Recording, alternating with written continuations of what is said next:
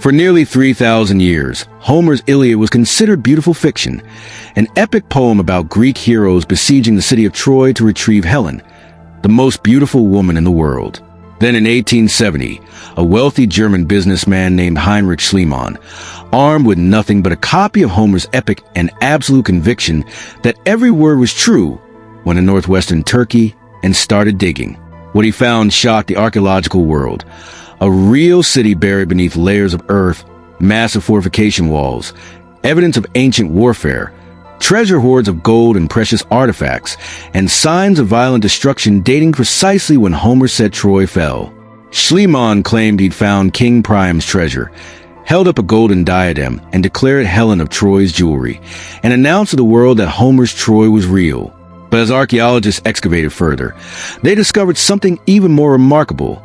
Not one Troy, but 9 separate cities stacked on top of each other, each destroyed and rebuilt over 3,000 years, creating an archaeological layer cake where myth and history blur together. The question isn't whether Troy existed. It did. The question is which of these 9 Troys was Homer's Troy, whether the legendary siege actually happened, and how much of the Iliad is historical memory versus poetic invention. The story begins with Homer, a Greek poet who lived around 800 to 700 BCE, approximately 400 to 500 years after the events he describes. The Iliad tells of the 10-year siege of Troy by a coalition of Greek kingdoms seeking to retrieve Helen, wife of Spartan king Menelaus, who had been taken to Troy by Prince Paris. The epic focuses on the wrath of Achilles, the death of Hector, and the final days of the war, ending before the famous wooden horse trick that would lead to Troy's fall. For millennia, scholars debated whether Troy existed at all or was purely Homer's invention. The Iliad includes so many fantastic elements: gods intervening in battle, warriors with superhuman strength, divine armor forged by Hephaestus, that dismissing the entire story as mythology seemed reasonable. Most 19th century scholars believed Troy, if it existed at all, was some minor settlement that Homer transformed into a magnificent city through poetic exaggeration. Heinrich Schliemann changed everything, though not in the way he thought. Schliemann was a fascinating character, a self-made millionaire who made fortunes in various business ventures and retired at 41 to pursue his childhood dream of finding Troy. He wasn't a trained archaeologist. He had no academic credentials, but he had passion, money, and a radical idea. Homer was recording real history, not inventing fiction. Schliemann identified a mound called Hisarlik in northwestern Turkey, near the Dardanelles Strait, as Troy's likely location. Previous scholars had suggested this site, but nobody had seriously excavated it. In 1870, Schliemann began digging, using methods that would horrify modern archaeologists. He essentially sliced a massive trench through the mound, destroying countless artifacts and architectural features in his rush to reach what he believed were the deepest, oldest layers where Homer's Troy must lie. What Schliemann found was extraordinary but also confusing. There wasn't one city, but multiple cities stacked vertically, each representing a different period of occupation. As he dug deeper, he encountered increasingly ancient settlements. In 1873, Schliemann made his most famous discovery, a treasure hoard containing gold jewelry, silver vessels, copper weapons, and other precious artifacts. He immediately declared this Priam's treasure, named after Troy's legendary king in Homer's epic. Schliemann's wife Sophia was photographed wearing the golden jewelry, which Schliemann called Helen's Jewels, in a publicity stunt that captured worldwide imagination. Newspapers proclaimed that Troy was real and Homer vindicated.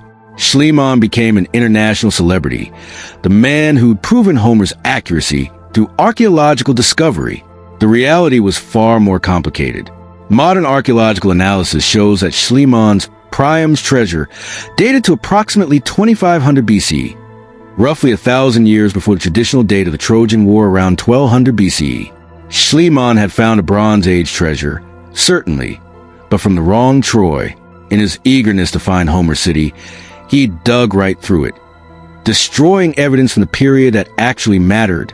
The problem was the site's complexity. Hisarlik contains at least 9 major occupation layers, designated Troy I through Troy IX, each subdivided further into subphases. Troy I, the deepest layer, dates to around 3000 BC. Each successive Troy was built in the ruins of the previous settlement, creating a vertical archaeological sequence spanning 3,000 years. Troy, I through V date to the early Bronze Age, small settlements with simple fortifications. Troy 6, built around 1700 BCE, was a major city with massive stone walls, impressive gates, and a lower town extending beyond the citadel. This was a genuine urban center that would fit Homer's description of well-walled Troy and Broad Street City. Troy 6 was destroyed around 1250 BCE, possibly by earthquake based on damage patterns to the walls. Troy VIIa, built immediately after Troy VII's destruction, reused the earlier fortifications but showed signs of emergency measures. Houses built against the walls, large storage jars sunk in the floor suggesting preparation for a siege, and ultimately evidence of violent destruction by fire around 1200 to 1180 BCE. This timing aligns with the traditional date of the Trojan War, making Troy VIIa the most likely candidate for Homer's Troy if the siege actually occurred. But here's where archaeology meets myth, and things get complicated. Troy VIIa was significantly smaller and less prosperous than Troy 6. The earlier city was more impressive and better fits Homer's descriptions of a wealthy, powerful Troy. Yet Troy 6 was destroyed by earthquake, not warfare, and its dating is slightly too early for the traditional Trojan War period. Troy VIIa shows evidence of warfare and has the right date, but it's a diminished settlement that seems too modest for the legendary city of Priam and Hector. This creates a dilemma for historians trying to match archaeology with Homer's epic. Did Homer describe Troy VII's magnificence but record Troy VIIi's destruction, telescoping two separate cities into one legendary composite? Or is the entire Trojan War story a mythologized memory of multiple conflicts compressed into a single narrative? Or did Homer invent Troy's grandeur to make his story more impressive, and the real Troy was always the modest settlement that Troy VIIa represents? Modern excavations, continuing long after Schliemann's death in 1890, have revealed more about the site. In the 1980s and 90s, teams led by Manfred Korfmann discovered that Troy's lower town was far larger than previously thought, extending well beyond the citadel walls. Magnetometry surveys revealed streets, houses, and fortifications covering an area of approximately 75 acres, making Bronze Age Troy a significant regional power rather than a minor settlement. This discovery rehabilitated Troy's reputation. The city Schliemann found wasn't a tiny outpost skeptics claimed, but a substantial urban center controlling the entrance to the Dardanelles, a crucial waterway connecting the Mediterranean to the Black Sea. Any ships trading between these regions would pass within sight of Troy, potentially paying tolls or tributes. This gave Troy strategic and economic importance that could explain why a coalition of Mycenaean Greek kingdoms might besiege it. Archaeological evidence from Mycenaean Greece shows these kingdoms had the military capability for overseas campaigns. The palace complexes at Mycenae, Pylos, Tiryns, and other sites controlled substantial resources and maintained organized militaries. Linear B tablets from Pylos record detailed inventories of weapons, chariots, and military equipment. Mycenaean Greeks definitely raided and traded across the Mediterranean during the late Bronze Age. Did they specifically attack Troy? We have no definitive proof. No Linear B tablet says year X besieged Troy. No Hittite text. And the Hittites were Troy's neighbors and sometimes allies.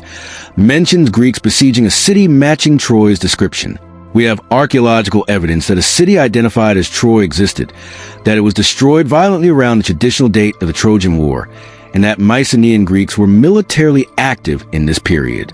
These facts are consistent with a historical siege, but don't prove one occurred. The Hittite texts, discovered in the 20th century, add intriguing context.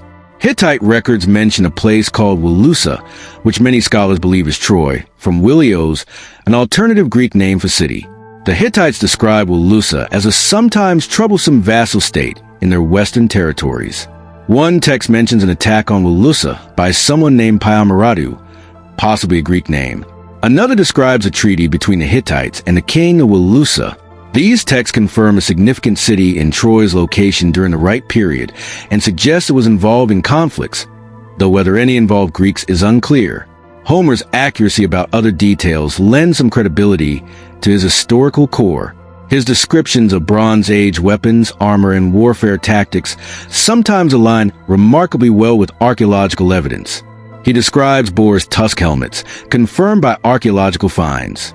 His catalog of Greek ships, listing contingents from various kingdoms, preserves Bronze Age political geography that Homer, writing centuries later, couldn't have invented without access to very old traditions. However, Homer also includes details from his own time, 700 BC, mixed with Bronze Age elements. His warriors used both Bronze Age bronze weapons and Iron Age iron implements. He described cremation burial, common in his era, alongside Bronze Age inhumation burial. The Iliad is a composite text, blending historical memories, later additions, poetic inventions, and mythological elements into a complex whole that can't be simply divided into true and false parts. The question of the wooden horse illustrates this complexity.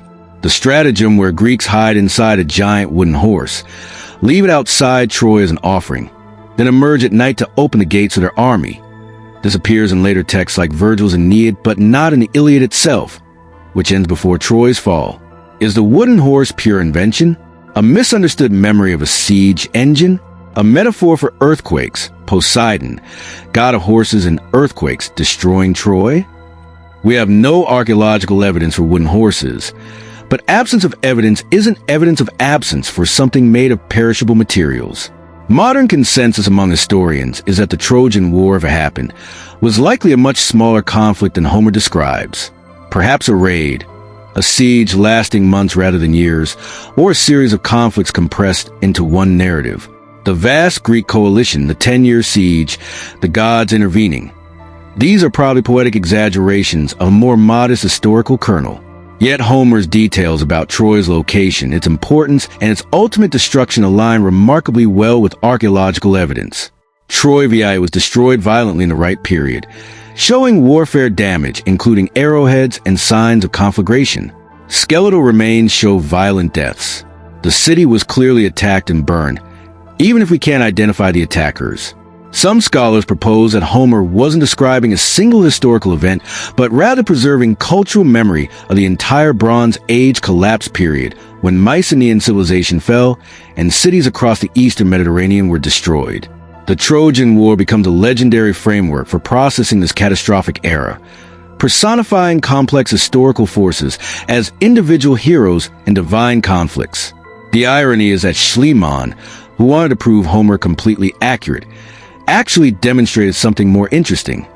That oral tradition can preserve genuine historical information across centuries while transforming it through poetic and mythological lens. Homer wasn't writing a history textbook, but he wasn't inventing from nothing. He was working with traditions, stories, and memories that had genuine Bronze Age origins. Even if those origins were heavily mythologized by the time he composed the Iliad. Modern Troy Hisarlik is a UNESCO World Heritage Site where excavation continues. Each season brings new discoveries, refining our understanding of the site's history. The 9 cities of Troy span human civilization from the early Bronze Age to the Roman period, when Troy was rebuilt as a tourist destination for Roman elites visiting the legendary battlefield. Standing at Troy today, looking out over the plain toward the sea where Homer said the Greek ships beached, you're at the intersection of myth and history. The massive walls are real, built by real people for real defensive purposes.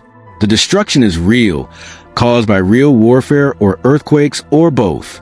Whether Achilles and Hector fought here, whether Helen's beauty launched ships, whether a wooden horse stood outside these gates, these remain questions archaeology alone can't definitively answer. But perhaps that's appropriate. The Iliad isn't valuable because it's historically accurate. It's valuable because of the profound meditation on war, honor, mortality, and human nature that has resonated across 3,000 years. Whether the Trojan War happened exactly as Homer described matters less than the fact that his epic captures something true about warfare, heroism, loss, and the human condition that transcends any specific historical event. Schliemann's achievement wasn't proving Homer right or wrong. It was demonstrating that Homer's poetry was rooted in a real world, that the Bronze Age civilization he described existed, and that the city of Troy was a genuine historical place whose destruction became the foundation for Western literature's most influential war story.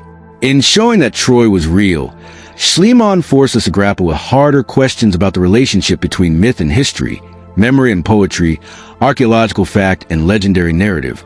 Questions we're still working to answer as excavation continues and our understanding of the Bronze Age world deepens.